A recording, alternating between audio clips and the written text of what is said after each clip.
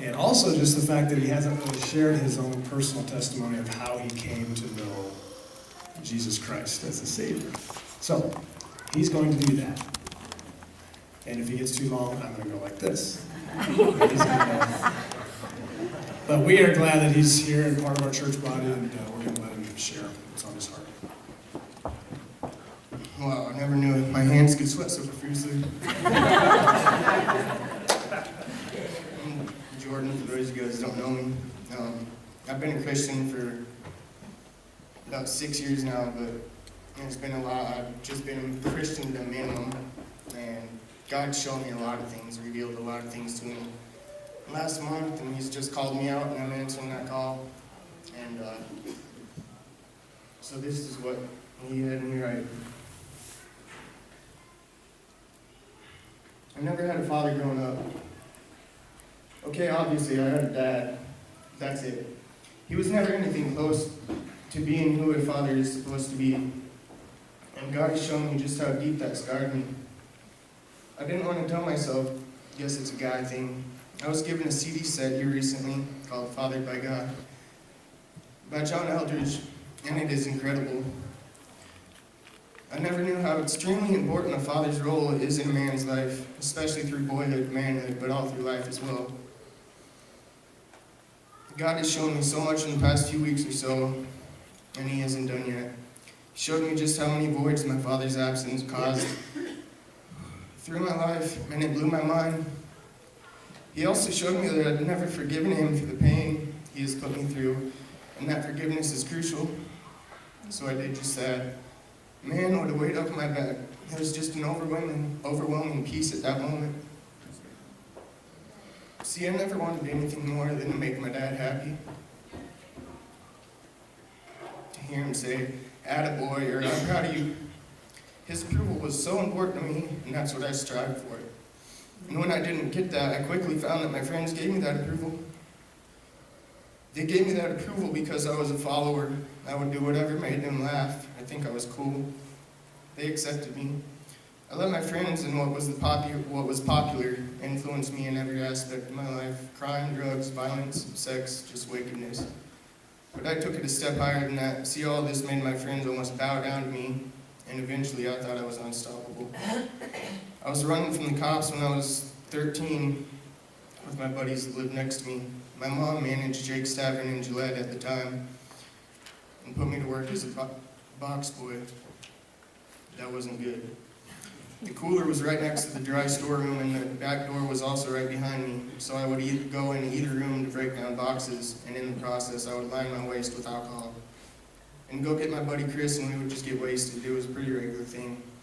I remember going to boot camp at age 10, calling my sister a filthy name and smacking her, all because I was asked to do the dishes. I went in there with my better than you attitude and tried to proceed to do what I wanted. Boy, was I wrong. I'd never been happier to see my mom than when she came to pick me up. Haha.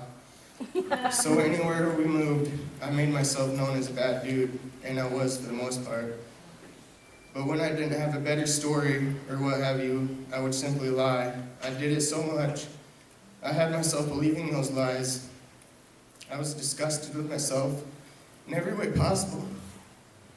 I was lonely, depressed, angry, and extremely violent. I had very little, if any, self-esteem, but it worked.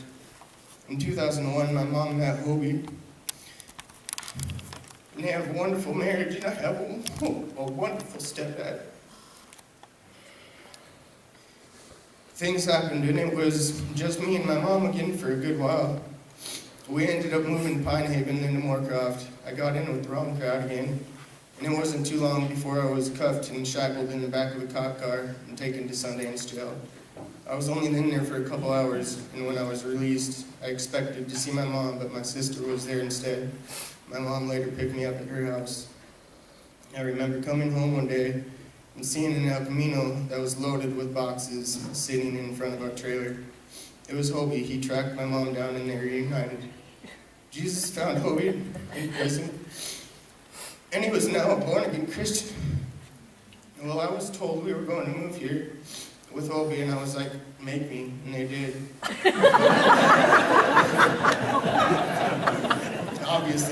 share about Jesus with my mom, and she liked what she heard, so she asked Jesus to be her Lord as well.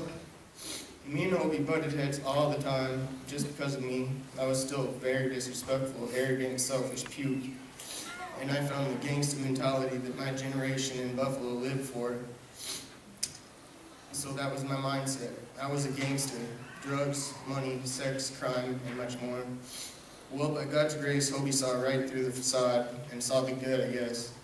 That man helped me so many times, I can't even count. Remember that El Camino I mentioned? Well, it was a rare 1981 Royal Knight El Camino in Hobie's dream car. He gave me that car and I wrecked it, ran from the cops in it, and when I was over it, I gave it away. So what did Hobie do? He got me another car, and I trashed that too. But regardless, Hobie was a huge blessing in our lives. I worked, went to school, and partied. It was only by God's grace that I even graduated. I really was miserable. I was just lying to myself. I started to pay attention to the totally different person my mom was because of Jesus. I had never seen her so happy and just so full of life. I wanted that. So in 2005, I was baptized, so now I was just riding the fence. I knew God's truth, but ignored it because I didn't think it was cool. So needless to say, nothing really changed, except now I can use God's forgiveness as an excuse. In 2006, I was cuffed in the back of a cop car again for breaking and entering along with other charges. I was flipping out because I was very possibly looking in prison. It was only by God's grace that the felony charges were dropped. I called my mom, and without hesitation, she said, "I will do whatever I can." I prayed and called and prayed and called. About 4 days, maybe 5, I was told I was being released. I walked outside, and there was my mom. She told me who bailed me out. It was our old church that I had to go to because I lived under Hobie's roof. Doug wanted to meet him. Put up $1,500 of the church's money out for me. And I never told you guys how much that means to me. I love you guys.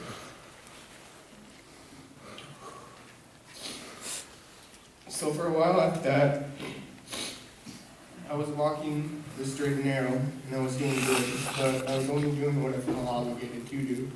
I was in an adulterous relationship and still living the thug life. I got a good job on the rigs and had money to spend, so I bought a new truck that I wrapped around a fence post because I was drunk driving. Never got in any trouble, and that's just one of the many, many times that I should have got caught and still don't know why I didn't. In 2008, I got cuffed and stuffed for a DUI. I was in jail for about a week this time, and I was ready to let Jesus take control. And I did, but only for a limited amount. I was sentenced to a year of drug court or 6 months in jail. I chose drug court, and I'm very proud to tell you that I graduated with honors. It was after that I accepted and received what Jesus Christ did for us on the cross, for myself this time. I've had my ups and downs since then, and that's because I've continued to mix worldly things with godly things. It doesn't work. I'm not okay with just enough anymore. It's all or nothing with God, and I want it all. Without God, I am a weak, insecure, extremely prideful, and selfish person. So from this day out, I vow to be the man God has called me to be every day. Thank you.